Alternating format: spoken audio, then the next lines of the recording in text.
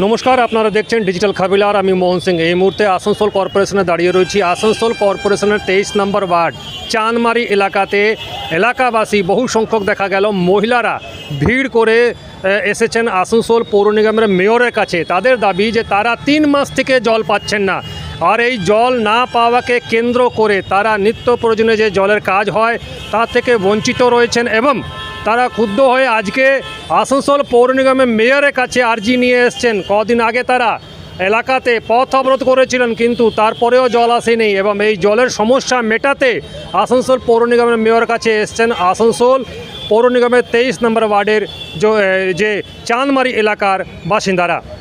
बहुत तकलीफ है। काउंसलर पास हम लोग जा जा के थक चुके हैं। वो दिन हम लोग रोड जाम किए, रुकाव किए, आई काउंसलर बोली मेरे हाथ में कुछ नहीं है।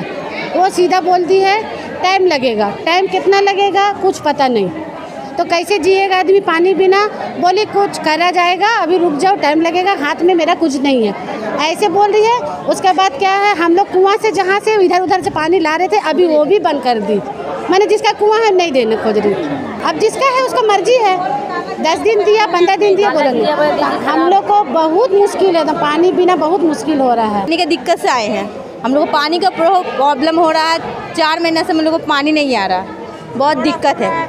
श्रीनगर काउंसलर भी बोल दिया कि हम लोग क्या कर सकते हैं, इसलिए हम लोग कॉर्पोरेशन के पास आए हैं, मेयर के पास। असुविधा हो रहा है, असुविधा पानी आ ही नहीं रहा। 23 नंबर वार्ड में पानी आ ही नहीं रहा।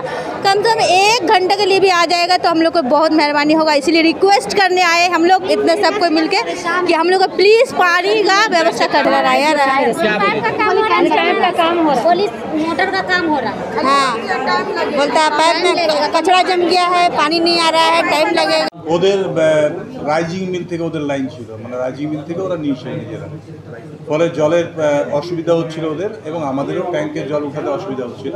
ফলে কয়েকদিন থেকে ওরা জল পাচ্ছে না, কম পাচ্ছে, হয়তো 7 দিন 8 দিন পর একদিন জল পাচ্ছিল রাইজিং। তো সেই জন্য এসেছিল, আমরা সাথে সাথে ইঞ্জিনিয়ারকে নির্দেশ দিয়েছি যে আপাতত এখন ওদেরকে ট্যাঙ্কার দিক এবং রাইজিংটা একটু বেশি চালিয়ে দিক, যাতে ওদের জলটা হয়ে যায়। পুজো আছে, ছট পুজো আছে, সেগুলো তার মধ্যে 1 মাস। কালকে ইঞ্জিনিয়াররা যে KSTP থেকে যে লাইনটা ওদের পাড়াতে ঢুকিয়ে দেবো, আমরা ডাইরেক্ট লাইন ওদের পাড়াতে ঢুকাবো এবং সেটা তো হয়তো 1 মাস 1.5 মাসের মতো টাইম লাগবে, তার মধ্যে আমরা করে দেবো কাজ। ডিজিটাল খবরিলাল, খবর আপনাদের, নজর আমাদের।